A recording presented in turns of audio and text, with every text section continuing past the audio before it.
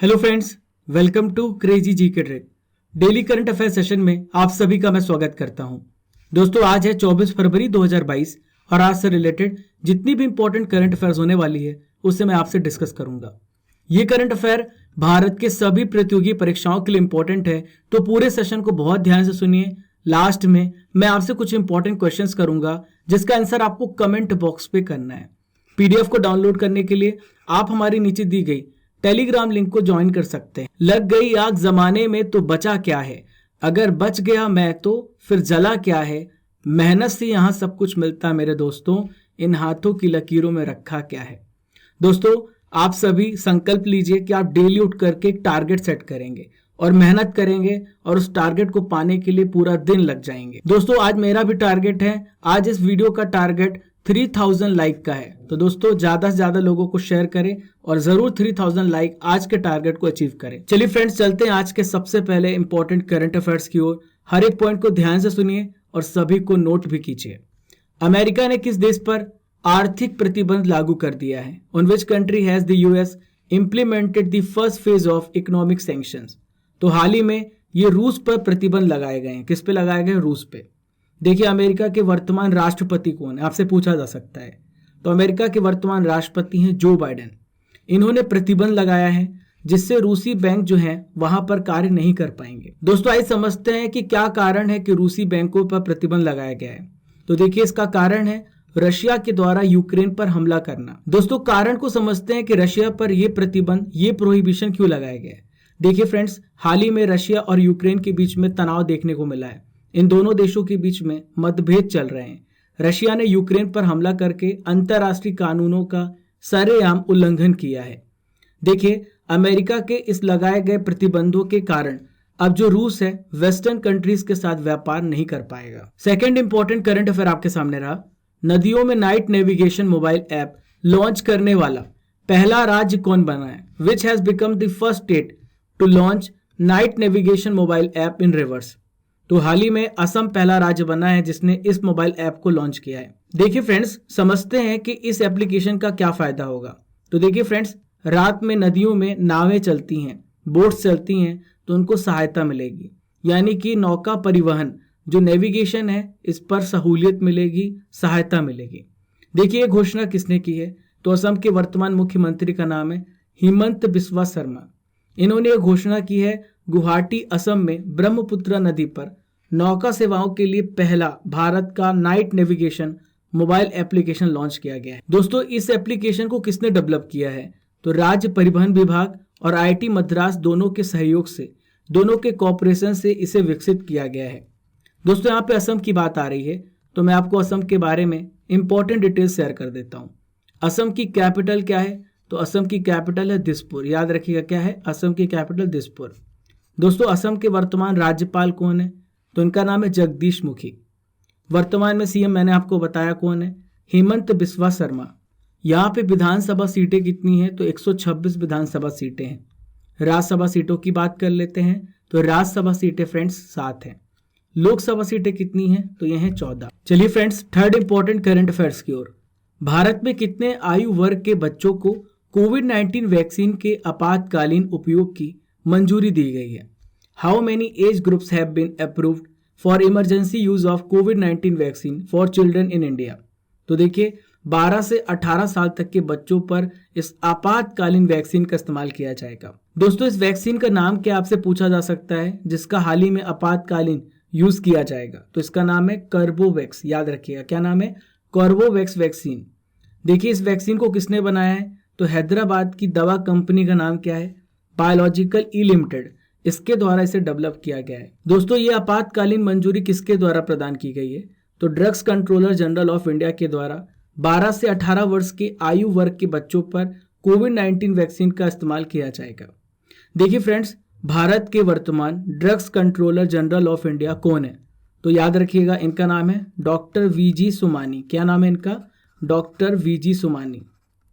चलिए फ्रेंड्स, आज का सबसे पहला नॉलेज फैक्ट्री देखते हैं और आज की नॉलेज फैक्ट्री में हाल ही में हुई नियुक्तियों के बारे में मैं आपसे चर्चा करने वाला हूँ। बहुत ध्यान से सुनते जाइए और हर एक पॉइंट को नोट भी कीजिएगा। देखिए, सबसे पहले मैं बात करूंगा संजय मल्होत्रा जी के बारे में। तो क्या बनाए गए हैं हाल ही में? ये आरबीआई के केंद्रीय बोर्ड के निदेशक बनाए गए हैं। चलिए सेकंड बात करेंगे होंडा कार्स इंडिया के अध्यक्ष और सीईओ के बारे में। तो किसे बनाया गया है? तो इनका नाम है तकुया त्सुमुरा। चलिए, हाल ही में एडिडास के ब्रांड एम्बेसडर के रूप में किसकी नियुक्ति की गई है? तो इनका नाम है मनिका बत्रा। याद रखें, क्या नाम है इनका? मनिका बत्रा नाम है। चेतन घाटे को हाल ही में आर्थिक विकास संस्थान के निदेशक के रूप में नियुक्त किया गया है। चलिए, भारत के सबसे पहले राष्ट्रीय समुद्री सुरक्षा समन्वयक किसे बनाया गया है? तो इनका नाम है जी Ashok Kumar. Gaming app A23 के ब्रांड एम्बेसडर हाल ही में बनाए गए हैं शाहरुख खान। चलिए नेक्स्ट बात करेंगे विनीत जोशी के बारे में। विनीत जोशी हाल ही में CBSE के प्रेसिडेंट बनाए गए हैं। आखिरी है very very important, air India के MD और CEO के रूप में इल्कर IC को नियुक्त किया गया है। देखिए friends, fourth important current affair आपके सामने रहा। प्रताप बोरदोलोई का हाल ही में निधन हो गया। वे किस क्षेत्र से संबंधित है? इंपॉर्टेंट क्वेश्चन है। तो देखिए, ये पत्रकारिता क्षेत्र से संबंधित है, जर्नलिज्म क्षेत्र से रिलेटेड है। दोस्तों, इनके बारे में मैं आपको बता दूं तो ये दूरदर्शन केंद्र गुवाहाटी में असमिया भाषा के सबसे पहले न्यूज रीडर थे। इसके अलावा इन्होंने ऑल इंडिया रेडियो गुवाहाटी में भी कार्य किया है। दोस्तों, बोरदोलोई की बात करें तो इन्होंने भारतीय सूचना सेवा अधिकारी के रूप में भी कार्य किया है। देखिए, इनकी एक स्पेशल अचीवमेंट है। इनकी स्पेशल अचीवमेंट ये है, गुवाहाटी तारामंडल के जो उद्घाटन के समय जो कमेंट्री बजती है उनकी रिकॉर्डिंग किसने की है? तो देखिए, प्रताप बोरदोलोई ने की है। दोस्तों, यहाँ पे निधन की बात आ रही है तो मैं आपको बताने वाला हूँ हाल ही में हुए निधन के बारे में। ध्यान से सुनते जाइए और सभी पॉइंट को नोट भी करिए। देखिए, सबसे पहले बात करेंगे शकुंतला चौधरी जी की। तो सामाजिक कार्यकर्ता थी जिनका हाल ही में निधन हुआ है। रविश तिवारी जी का हाल ही में निधन हुआ है, ये पत्रकार थे। नेक्स्ट है फ्रेंड्स, सुरजीत सेन गुप्ता जो कि फुटबॉलर थे। चन्नवीरा कानवी, तो चन्नवीरा कानवी जो थे ये कन्नड़ भाषा के कवि और लेखक थे। देखिए, अगले हैं फ्रेंड्स संध्या मुखर्जी। तो संध्या मुखर्जी बंगाली गायिका थी जिनका हाल ही में निधन हुआ है। दोस्तों, एक इंपॉर्टेंट क्वेश्चन जो आपसे पूछा जा सकता है, हाल ही में बप्पी लहरी जी का निधन हुआ। ये गायक और संगीतकार थे। देखिए, नेक्स्ट है लता मंगेशकर। तो लता मंगेशकर क्या थी? ये भी गीतकार थी जिनका हाल ही में निधन हुआ है। राहुल बजाज की बात करें तो ये उद्योगपति थे जिनका हाल ही में निधन हुआ है। देखिए friends, fifth important current affair आपके सामने रहा। हाल ही में किस देश ने आयरन डोम के नेवल वर्जन सी डोम प्रणाली का परीक्षण किया है? Which country has tested the C dome system, the naval version of Iron Dome? तो हाल ही में इसका परीक्षण इजराइल के द्वारा किया गया है। दोस्तों, सी डोम सिस्टम जो है इजराइल बहुत सालों से इस्तेमाल कर रहा है। किस काम में इस्तेमाल कर रहा है? देखिए, गाजा पट्टी से रॉकेट दागे जाते हैं तो उस रॉकेट को नीचे गिराने के लिए किसका इस्तेमाल किया जाता है? सी डोम सिस्टम का। हाल ही में इजराइल ने नेवल वर्जन का परीक्षण किया है। नेवल वर्जन का मतलब क्या है? देखिए, अब इजराइल क्या करेगा, समुद्री सीमा से भी रॉकेट के हमले को रोक सकता है। इसी का मतलब होता है नेवल वर्जन। देखिए फ्रेंड्स, ये बहुत ही एडवांस टेक्नोलॉजी है। मैं एकदम सरल भाषा में आपको इसके बारे में समझाने वाला हूँ। ध्यान से सुनते जाइए और सभी पॉइंट को नोट भी कर लीजिए। देखिए, सबसे पहले समझते हैं कि आयरन डोम होता क्या है। तो देखिए, इसका इस्तेमाल किया जाता है एंटी मिसाइल सिस्टम में। देखिए, इसका ये मतलब होता है कि यदि कहीं से रॉकेट दागी गई है तो उस रॉकेट को नीचे गिराने का काम एंटी मिसाइल का होता है। तो यही है आयरन डोम सिस्टम। देखिए, ये ऐसी पूरी व्यवस्था होती है जिसमें पूरे शहर को किसी भी प्रकार की मिसाइल के हमले से बचाया जा सकता है। देखिए, इतनी एडवांस टेक्नोलॉजी है, यदि किसी कंट्री ने रॉकेट को दागा, मोर्टार शेल दागा, UAV और मिसाइल किसी को भी दागा, तो ये हवा में ही उसे मार गिराएगा। इस सिस्टम पर इजराइल बहुत सालों से वर्क कर रहा है। इसने 2006 में काम शुरू कर दिया था। मैं आपको बताने वाला हूँ आयरन डोम की विशेषताओं के बारे में। तो देखिए, ये छोटी से छोटी वस्तुओं को देखकर अलर्ट जारी कर देता है और इसके लिए बार बार फायर करने के लिए हमें कमांड भी नहीं देना पड़ता। ये ऑटोमेटिक सिस्टम होता है फ्रेंड्स। जैसे किसी ने मिसाइल या फिर किसी ड्रोन को ही देखा इसने, तो उसे मार गिराएगा। इसमें हमें वापस से उसे कमांड देने की जरूरत नहीं है, ये ऑटोमेटिक वर्क करता है। दोस्तों, इसको समझाने के लिए मैं आपको पिक्चर में बता रहा हूँ। देखिए, यहाँ से रॉकेट को दागा गया और इसे डिटेक्ट किया गया आयरन डोम सिस्टम के द्वारा। ये ऑटोमेटिकली ही क्या करेगा, उस मिसाइल को जो दागी गई है हवा में ही मार गिराएगा और वो नीचे गिर जाएगी। दोस्तों, यहाँ पे बात आ रही है इजराइल की। तो इजराइल की कैपिटल क्या है? तो इजराइल की कैपिटल है जेरूसलम। क्या है? जेरूसलम। यहाँ की ऑफिशियल लैंग्वेज की बात करें तो यहाँ पे हेब्रू भाषा का इस्तेमाल किया जाता है। यहाँ की करेंसी क्या है? New shackle. वर्तमान में इसके प्रेसिडेंट का नाम क्या है? तो इनका नाम है आइजैक हारजोग। देखिए इनके प्रधानमंत्री कौन है? तो प्रधानमंत्री का नाम है नफ्ताली बेनेट। दोस्तों नेक्स्ट नॉलेज फैक्ट्री आपके सामने है। मैं आपको बताने वाला हूँ हाल ही में प्रदान किए गए पुरस्कारों के बारे में। ध्यान से सुनिए और सभी पॉइंट को नोट भी कर लीजिए। देखिए हाल ही में Dada Saheb Phalke international film festival award की घोषणा हुई। Film of the year award मिला है पुष्पा द राइज। मैंने कल ही आपको पढ़ाया था। नेक्स्ट है Dada Saheb Phalke international film festival award में सर्वश्रेष्ठ अभिनेता का पुरस्कार किसे मिला है? तो इनका नाम है रणवीर सिंह। किस फिल्म के लिए? 83 के लिए। माधवराव लिमये पुरस्कार किसे मिला है? तो देखिए नितिन गडकरी जी को मिला है। ICC spirit of cricket award किसे मिला है फ्रेंड्स? न्यूजीलैंड के डेरिल मिशेल को मिला है। रतन टाटा जी को हाल ही में पुरस्कृत किया गया है असम वैभव अवार्ड से। इंपॉर्टेंट है, ध्यान रखिएगा। देखिए नेक्स्ट है सुश्री प्रभा अत्रे, इन्हें पद्म विभूषण से सम्मानित किया गया है। नेताजी अवार्ड 2022 से शिंजो आबे को सम्मानित किया गया है। लास्ट है सर्वश्रेष्ठ फीफा पुरुष खिलाड़ी अवार्ड किसे मिला है? Robert Lewandowski. Sixth important current affair आपके सामने रहा। भारत का पहला केबल रेल ब्रिज किस यूटी में, किस केंद्र शासित प्रदेश में बनाया जा रहा है? तो देखिए हाल ही में जम्मू कश्मीर में इसका निर्माण किया जा रहा है। जम्मू कश्मीर में किस डिस्ट्रिक्ट में किया जा रहा है? किस जिले में? रियासी जिले में किया जा रहा है। किस नदी पर? इस नदी का नाम है अंजी नदी। और ये देश का सबसे पहला केबल ब्रिज बनाया जा रहा है। ये ब्रिज किसका हिस्सा है फ्रेंड्स? तो ये bridge Udhampur Srinagar Baramulla rail link project का एक पार्ट है। दोस्तों आप जानकर हैरान हो जाएंगे कि ये जो ब्रिज है ये पेरिस के एफिल टावर से भी ऊंचा है। ये नदी के तल से 331 मीटर की ऊंचाई पर खड़ा रहेगा। पुल की टोटल लंबाई लगभग आधा किलोमीटर है। नेक्स्ट इंपॉर्टेंट करंट अफेयर आपके सामने रहा। International Olympic Committee athlete commission ने किसे अपना अध्यक्ष बनाया है? Who has been appointed as its president by the International Olympic Committee athletes commission? तो हाल ही में एमा टेरहो को अध्यक्ष बनाया गया है। एमा टेरहो कौन से खिलाड़ी हैं? तो ये आइस हॉकी खिलाड़ी हैं एमा टेरहो। इन्हें प्रेसिडेंट बनाया गया है। दोस्तों कोरिया गणराज्य के टेबल टेनिस खिलाड़ी का क्या नाम है? तो इनका नाम है सियुंग मिन यू। तो इन्हें उपाध्यक्ष बनाया गया है। इसके अलावा फ्रेंड्स दूसरा वीसी भी बनाया गया है। इनका नाम है सारा वाकर, जो कि साइकिल चालक है, न्यूजीलैंड देश से संबंधित हैं। इन्हें आयोग का दूसरा वीसी बनाया गया है। एमा टेरहो ओलंपिक खेल पेरिस 2024 तक आयोग की प्रमुख रहेंगी। 2024 में ओलंपिक कहाँ पे होगा फ्रेंड्स? फ्रांस की कैपिटल पेरिस में। 2028 में ओलंपिक कहाँ पर होगा? ध्यान रखिएगा, पूछा जा सकता है, यूएसए में होगा। 2032 में ओलंपिक कहाँ पर होगा? तो ये ऑस्ट्रेलिया में होगा। दोस्तों यहाँ पे बात आ रही है अंतर्राष्ट्रीय ओलंपिक समिति की। तो देखिए इसकी स्थापना कब हुई? 1894 में इसकी स्थापना हुई। इसका मुख्यालय कहाँ पर है? लुसाने में। कहाँ पर है? लुसाने। लुसाने कहाँ पर है? स्विट्जरलैंड में। अंतर्राष्ट्रीय ओलंपिक समिति के वर्तमान में प्रेसिडेंट कौन है? तो इनका नाम है थॉमस बाच। देखिए friends next important current affair आपके सामने रहा। भारत की पहली bio safety level 3 mobile laboratory का उद्घाटन किस राज्य में किया गया है? In which state India's first bio safety level 3 mobile laboratory has been inaugurated? तो हाल ही में महाराष्ट्र राज्य में इसका उद्घाटन किया गया है। देखिए bio safety level 3 mobile laboratory का मतलब क्या है? इसका अर्थ क्या है? तो इसका मतलब है चलती फिरती प्रयोगशाला। देखिए इसका इस्तेमाल किस में किया जाएगा? दोस्तों दूर दराज में जहां पर सैंपलिंग नहीं हो पाती, जहां पर टेस्ट नहीं हो पाता, उन इलाकों में पहुंचा जाएगा और वहां पे पहुंचकर मानव और पशु के सैंपल लिए जाएंगे और उनकी जांच की जाएगी। दोस्तों इसकी घोषणा किसने की है? इसका उद्घाटन किसने किया है? तो देखिए केंद्रीय स्वास्थ्य राज्य मंत्री, क्या नाम है इनका? भारती प्रवीण पवार। इन्होंने नासिक महाराष्ट्र में इसका उद्घाटन किया है। दोस्तों इस लेबोरेटरी से, इस प्रयोगशाला से क्या फायदा होगा? तो देखिए इससे हेल्थ स्ट्रक्चर को मजबूती प्रदान की जाएगी और भविष्य में होने वाले जो वायरस से रोग हैं उससे बचा जा सकेगा। दोस्तों अगली नॉलेज फैक्ट्री आपके सामने है। मैं आपको कंप्यूटर से रिलेटेड क्वेश्चंस के बारे में आपसे डिस्कस करने वाला हूँ। ध्यान से सुनिए, इंपॉर्टेंट है।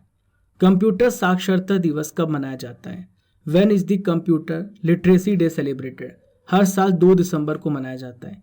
1 दिसंबर को वर्ल्ड एड्स डे मनाया जाता है। कंप्यूटर के जनक किसे कहा जाता है? तो देखिए ये हैं चार्ल्स बेबेज।